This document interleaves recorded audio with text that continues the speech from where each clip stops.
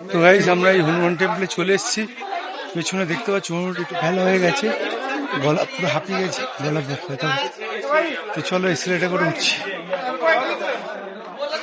তো এই এক্সেলেটার করে এখন যাচ্ছি আমরা, উঠছি উপরে। দেখো এই যে রিজ থেকে প্রায় 2.5 কিলোমিটার খাড়া রাস্তা পাইন বনের মাঝ দিয়ে হেঁটে যেতে প্রায় 45 মিনিটের মতো লাগে। শরীরের কষ্ট হবে ঠিকই, কিন্তু ভিউটা দারুণ। আর একটা উপায় আছে, আপনারা রোপওয়েতে যেতে পারেন। যদি কম সময় থাকে, পরিবারের সাথে আসেন, তবে 5-6 মিনিটে পৌঁছে যাবেন।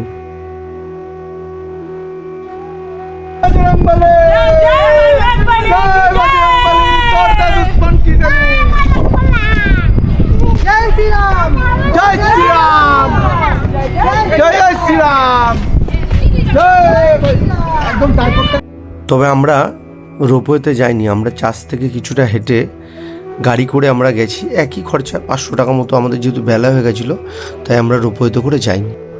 এসকেলেটারে করে উঠে আমরা পৌঁছে গেলাম এই হনুমানের 108 ফুট লম্বা মূর্তির সামনে। 2010 সালে এটি তৈরি করা হয়েছিল। এটি বাজিলের ক্রাইস্ট দ্য রিডিমার থেকেও লম্বা। বন্ধুরা, এই মন্দির জানি না লো লাইটে কেমন আসছে। জাকু মন্দির।